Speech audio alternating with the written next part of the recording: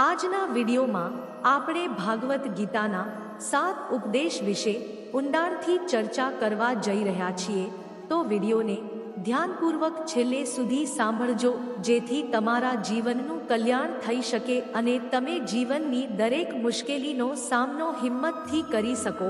ભાગવત ગીતામાં ભગવાન શ્રી કૃષ્ણએ કહ્યું છે કે તમે જે પણ કાર્ય કર્યું હોય તેનું પરિણામ તમારે ચોક્કસ ભોગવવું જ પડશે. જો તમે સત્કર્મો કર્યા હોય તો એ સત્કર્મો તમને મુશ્કેલ સમયમાંથી બચાવી લેશે. જો તમે ખોટા કર્મો કર્યા હોય, તમે પાપ કર્યું હોય, તે વ્યક્તિ ગમે તેટલી હોશિયારીથી કામ કરે તો પણ તેની સજા તમને ચોક્કસ મળશે. પરંતુ કહેવાય છે ને કે ભગવાનની ચારે બાજુ કેમેરા લાગેલા છે. ભગવાન આપણી દરેક ક્રિયા પર નજર રાખે છે. આપણે આ વાત એક વાર્તા પરથી સમજીએ. 2 મિત્રો એક ગામમાં રહેતા હતા.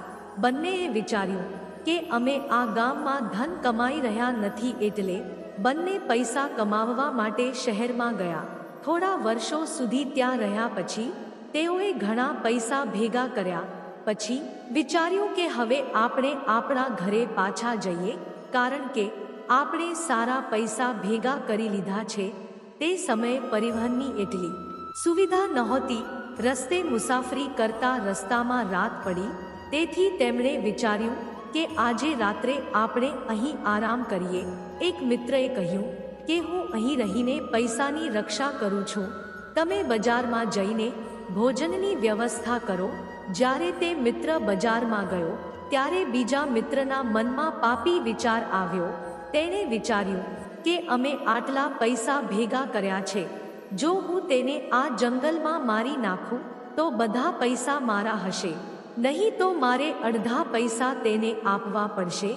તેણે મિત્રના ખોરાકમાં ઝેર ભેળવી દીધું અને તે ખોરાક લઈને તેના મિત્ર પાસે ગયો. તેના મિત્રનું તે ઝેરી ખોરાક ખાધા પછી ત્યાં જ તેનું મોત થયું. તે વ્યક્તિ બધા પૈસા લઈને તેના ઘરે પાછો આવ્યો. પછી તેના ઘરે એક પુત્રનો જન્મ થયો. જ્યારે તેના પુત્રનો જન્મ થયો, તે ખૂબ જ બીમાર રહેતો હતો. તેણે તેના જીવનમાં જે પણ પૈસા કમાયા હતા તે તેના પુત્રની સારવારમાં પૂરા થઈ ગયા. પુત્ર મોટો થતો ગયો તેમ તેમની બધું ધન નષ્ટ થઈ ગયું. જ્યારે તેનો પુત્ર થોડો વધારે મોટો થયો ત્યારે તેના પિતાએ પૂછ્યું કે તું આટલો બીમાર કેમ છે? તું કેમ ઠીક થતો નથી? મેં મારી જિંદગીની બધી સંપત્તિ તારામાં ખર્ચી દીધી છે, છતાં તારી તબિયત સારી નથી થતી. ત્યારે તેના દીકરાએ કહ્યું, કયો દીકરો અને કયો બાપ? હું તારો મિત્ર છું, જેને તે જંગલમાં ઝેર આપીને મારી નાખ્યો હતો. હું એ જ હિસાબ પૂરો કરવા માટે તમારા પુત્ર તરીકે તમારા જ ઘરે આવ્યો છું. હવે મારો હિસાબ સરખો થઈ ગયો છે. હવે મારું જીવન અહીં જ પૂરું થઈ જાય છે. તેથી ગીતાનો ઉપદેશ શીખવે છે કે કોઈ પોતાને ગમે તેટલું ચાલાક સમજે, પરંતુ આજે નહીં તો કાલે જો તેણે ખોટા કર્મો કર્યા હોય તો તેને તેનું પરિણામ ભોગવવું જ પડે છે. ગીતાનો બીજો ઉપદેશ શરૂ કરતા પહેલા જો તમને આ ઉપદેશમાં કંઈ પણ પસંદ આવ્યું હોય તો ચેનલને લાઈક અને સબસ્ક્રાઇબ જરૂર કરજો. જય શ્રી કૃષ્ણ. ભગવાન શ્રી કૃષ્ણએ તેમના બીજા ઉપદેશમાં કહ્યું છે કે તમારા બધા દુઃખોનું કારણ કોઈને પોતાનું માનવાનું છે. તમે ક્યારેય ધ્યાન આપતા નથી, પરંતુ તમારા જીવનના તમામ દુઃખો, બધી મુશ્કેલીઓ, તમારી ચિંતાઓ ત્યાંથી આવે છે જ્યાંથી તમને થાય છે કે આ મારું છે, આ મારું પોતાનું છે. આ રીતે તમારા જીવનમાં દુઃખ આવવાનું શરૂ થાય છે. એક નાની વાર્તા સાથે સમજો. એક વ્યક્તિ પાસે ખૂબ મોટો મહેલ હતો. તેણે તેના જીવનની બધી સંપત્તિ નાખીને તેણે મહેલ બનાવ્યો હતો. આજુબાજુના ઘણા લોકો તેનો મહેલ જોવા આવતા હતા. ઘણા મોટા શેઠે તેનો મહેલ ખરીદવાનો પ્રયાસ કર્યો હતો, જેથી તે મહેલ તેનો અહંકાર બની ગયો હતો. તેને મહેલનો ખૂબ જ લગાવ હતો. એક દિવસ તે બજારમાં ગયો અને જ્યારે તે ઘરે પાછો ફર્યો ત્યારે તેણે જોયું કે તેનો મહેલ સળગી રહ્યો હતો. તેનું ઘર સળગતું જોઈ તે ખૂબ જ દુઃખી હતો. તેણે કહ્યું કે જો આ મહેલ નહીં હોય તો હું જીવતો નહીં રહું. જો મારો મહેલ બળી ગયો તો જીવીને શું કરીશ? અને આગમાં છલાંગ લગાવવાનો પ્રયાસ કરવા લાગ્યો. ત્યારે ત્યાં રહેલ અન્ય એક વ્યક્તિએ કહ્યું કે તારા છોકરાએ આ મહેલનો સોદો કાલે જ પતાવી દીધો છે. જ્યારે તેને ખબર પડી કે આ મહેલ હવે મારો નહીં પણ કોઈ બીજાનો થઈ ગયો છે, ત્યારે તેની બધી ચિંતાઓનો અંત આવ્યો. જેમ અન્ય લોકો સળગતા મહેલને એક તમાશો તરીકે જોઈ રહ્યા હતા, તે પણ ખુશ થઈને જોવા લાગ્યો. ત્યાં તો તેનો પુત્રમાં આવી ગયો. તે તેના પુત્રને જોઈને ખૂબ જ ખુશ થયો. તેને આશીર્વાદ આપવાનું શરૂ કર્યું કે તમારા જેવો પુત્ર માતા પિતા માટે ખૂબ જ ભાગ્યશાળી છે. મારું જીવન બચી ગયું. ત્યારે તેણે તેના પિતાને કહ્યું કે પિતા, તે આ મહેલના સોદા માટે વાત કરવા ગયા હતા, પરંતુ આ સોદાની ક્યારેય પુષ્ટિ થઈ ન હતી. જ્યારે તેના પિતાએ સાંભળ્યું કે આ મહેલનો સોદો હજી સુધી થયો નથી, ત્યારે તેણે ફરીથી રડવાનું શરૂ કર્યું. વ્યક્તિ એક જ છે, પરંતુ જ્યારે મહેલ મારો હોય છે ત્યારે તે દુઃખ પણ આપે છે, તે પણ સુખ આપે છે. પરંતુ જ્યારે તે મારો નથી હોતો, મારો તેની સાથે કોઈ સંબંધ હોતો નથી, ત્યારે બધા દુઃખનો અંત આવે છે.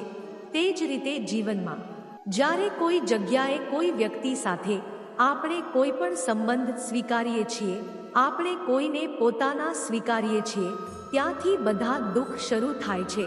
અહીંથી જ દરેક સમસ્યાની શરૂઆત થાય છે.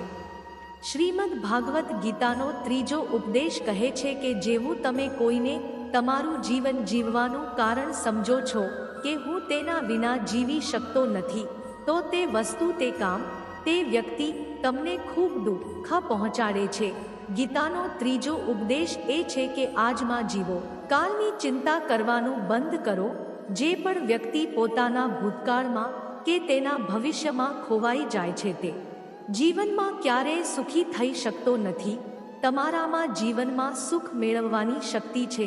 જ્યારે તમે વર્તમાનમાં જીવી શકો ત્યારે જ આજનો આનંદ માણી શકો. ગઈકાલ અને આવતીકાલનું કોઈ વાસ્તવિક અસ્તિત્વ નથી. તે ફક્ત તમારી બુદ્ધિ અને તમારા વિચારોમાં જ છે. પરંતુ તમે જે વાસ્તવિકતામાં જીવો છો તે તમારો આજનો દિવસ છે. તે તમારી હાલની ક્ષણ છે. જો તમે તમારા મન અને બુદ્ધિને તમારા ભૂતકાળ અને ભવિષ્યમાં અટવાયેલા રાખશો તો યાદ રાખો કે તમે ક્યારેય ખુશ નહીં રહી શકો. અને જીવનમાં સુખી થવું હોય તો આ પળમાં જીવતા શીખો.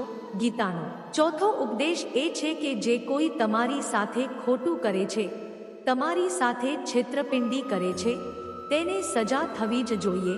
જો તમે તેને રોકશો નહીં તો તે તમારી સાથે ખોટું કરવાનું ચાલુ રાખશે. જો તમે તેને રોકશો નહીં તો તમે પણ તેના પાપમાં ભાગીદાર બનશો. અર્જુને શ્રીકૃષ્ણને કહ્યું કે હું જેની સામે લડવાનો છું, આ બધા મારા ભાઈઓ છે, મારા ગુરુ છે. હું તેમની સામે કેવી રીતે લડી શકું?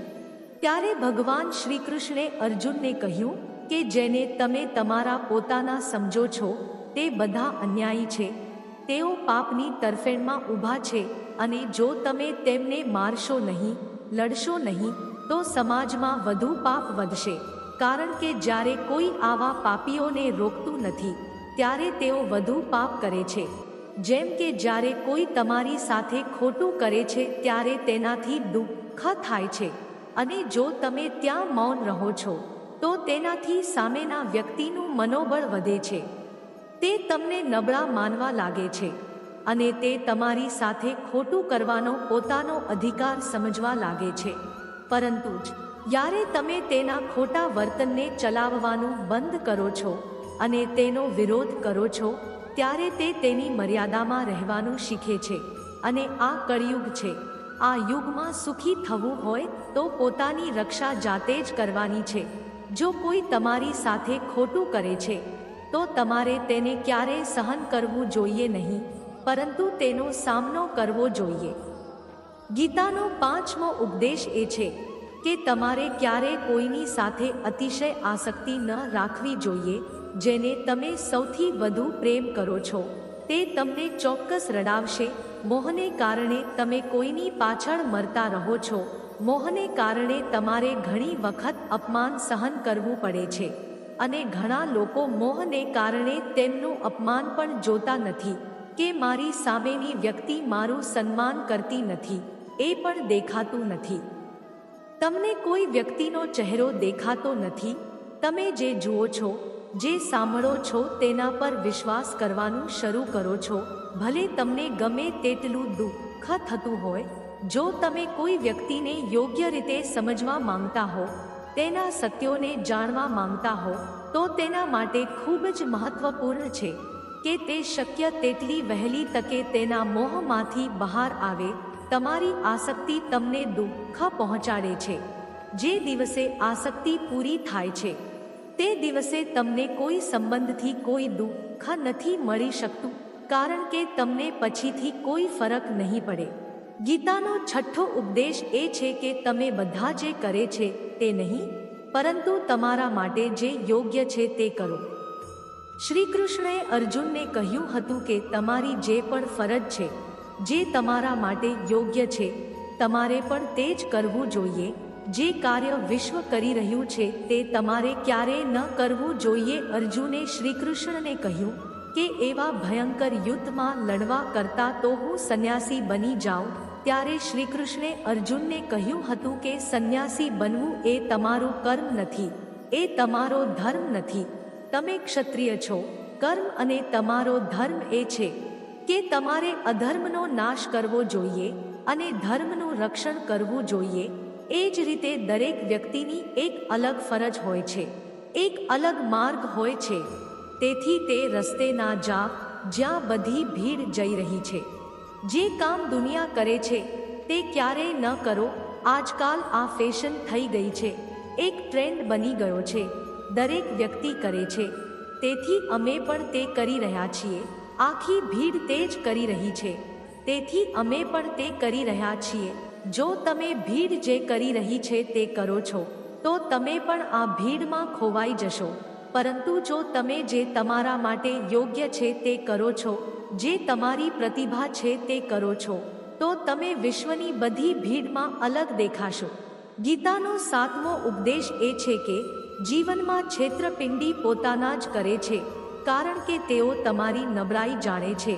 બહારના લોકો તમને છેતરી શકતા નથી, કારણ કે તેઓ તમારા વિશે જાણતા નથી કે તમને ક્યાં દુઃખ પહોંચાડવું, પરંતુ તમારા પોતાના ખૂબ ઊંડાણથી જાણે છે કે તેની નબળાઈ શું છે, એવું શું કરવું કે જેથી આપણે તેને નીચા પાડી શકીએ, આપણે તેને નુકસાન પહોંચાડી શકીએ. આ કળિયુગ છે, આમાં આપણે સાવચેત રહેવું પડશે. બહારના લોકોથી નહીં, જે આપણા પોતાના છે તેનાથી જ સાવધાન રહેવું પડશે. મહાભારતનું યુદ્ધ બે અલગ અલગ રાજ્યોમાં લડાયું ન હતું, પરંતુ એક જ પરિવારના ભાઈઓ વચ્ચે લડાયું હતું. બધા એક જ વંશના લોકો હતા. કેટલીય વાર દુર્યોધને ભીમને ઝેર આપીને મારી નાખવાનો પ્રયાસ કર્યો હતો. ખબર નથી કેટલી વાર દુર્યોધને પાંડવોને મારવાનો પ્રયાસ કર્યો હતો. તે અજાણ્યો નહીં પણ તેનો ભાઈ હતો. ઘરની અંદર બધી લડાઈઓ થાય છે. આપણી સામે કોણ બહારનું લડશે? બધા ઝઘડા ઘરમાં થાય છે. ફક્ત એ જ લોકો તમને દુઃખ પહોંચાડી શકે છે. ફક્ત તે જ લોકો તમને છેતરી શકે જે તમારા પોતાના છે. જો તમને ભગવાન શ્રી કૃષ્ણના ઉપદેશ ગમ્યા હોય તો વિડીયોને લાઈક કરી ચેનલને સબસ્ક્રાઇબ કરી દેજો. ધન્યવાદ. જય શ્રી કૃષ્ણ. રાધે રાધે.